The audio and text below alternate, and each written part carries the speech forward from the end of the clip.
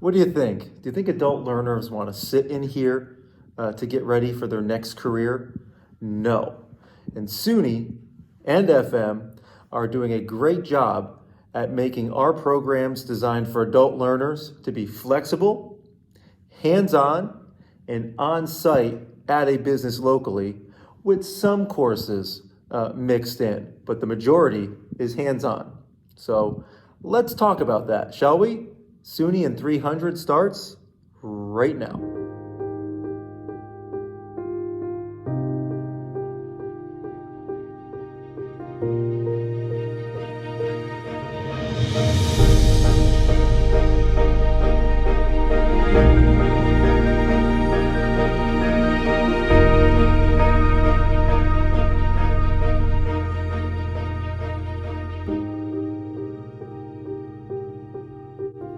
Hello, everybody, and welcome to SUNY in 300, episode number 3.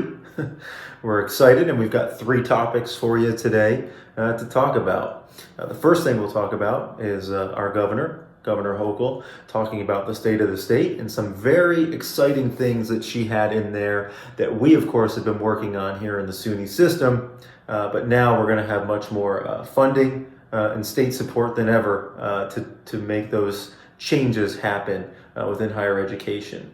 I do want to talk about our adult learners here within the SUNY system, and of course adult learners across the state that are really looking for a different career, a change.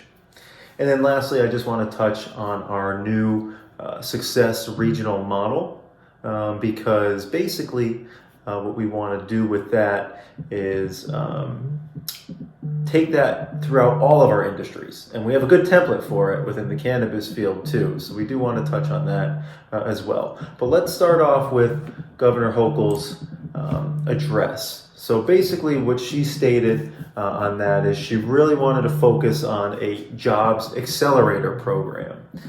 It's going to build bridges between education and work, which is something the SUNY system, between micro-credentials, the workforce pipeline, has been doing, but now it's going to really jumpstart it with the extra funding that's going to be available and everything that we're going to be doing. So it's going to jumpstart applied learning and explore and expand employer involvement to increase the number of quality work-based learning opportunities. So we found, and we'll talk about this in a second, but adult learners want to learn on the job. And that's what they want to do. So, and you know, with my opening monologue as well too, that's not where they want to be. So the governor made it a very much a priority that we're going to have to work more with our business community in developing programs that are much more in line with where our adult learners can work locally. So we're very excited about that, and we're glad that it's going to be a focus on employer valued career credential programs. And you'll start to hear credentials a lot because we're not all about certificates and degrees anymore. We have a lot of credentials within the SUNY system, micro credentials as they call them, that you can get in as little as a semester and really upskill yourself in your current career, or of course move on over into another career. So we'll have a whole show on micro credentials coming up. So that does bring us to our adult learners portion of everything. This is a big boon for adult learners, the fact that the state recognizes that they will play a major role in filling the workforce needs. Typically, it's always, well, when traditional students will come out of college and fill those needs. But we need quick training programs that will allow adult learners to be enticed to change their job and go into a career that they've been maybe wanting to. But we have to make it 2 things. You have to be able to have the program be flexible, short-term, and be able to assist them throughout the program with their needs. On the other side, the program needs to be enticing to them. There needs to be great job prospects with that. There needs to be employers at the end of the path that are looking to hire these students from these programs. And then, of course, we have to have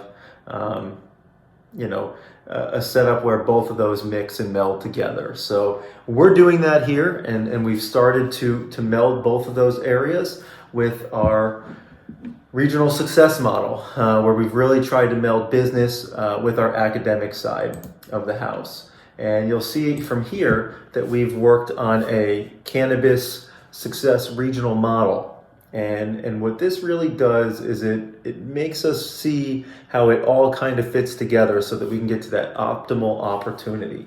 Obviously, we want to make sure we're working with our local economic development folks. We want to have government support through various state agencies, including SUNY. We want to have equitable employment as well too. Many of our businesses locally are struggling to make sure that their businesses are equitable across the board. So we really want to find that optimal opportunity within, and we've done that through our cannabis programs, and we want to make sure we do that through all of our programs that we have going forward to adult learners to really showcase what we do have. So we're going to plan to bring this to other areas, but you really have to mix all of these types of things to make it work within that type of success regional model. Because if you don't have the business support, if you don't have your local government, economic development support, and of course if you don't have that education and training mixed in, you really can't make these models work. So, we've done a great job at working with both, larger companies and very small micro businesses, micro farms, if we're talking about the cannabis world, to really, hone in and work with everybody. So we're very excited about what Governor Hochul has done. We're very excited about what SUNY is preparing to do, and we're very excited to help our adult learners here in Fulton and Montgomery County, and know that the rest of SUNY is doing the same and working very hard so that we can work on this worker shortage and get people trained quickly, efficiently, and in a timeline that works for each learner. So we'll see you next time. We're maybe a little over, but hopefully it was worthwhile, and you have a great rest of your day.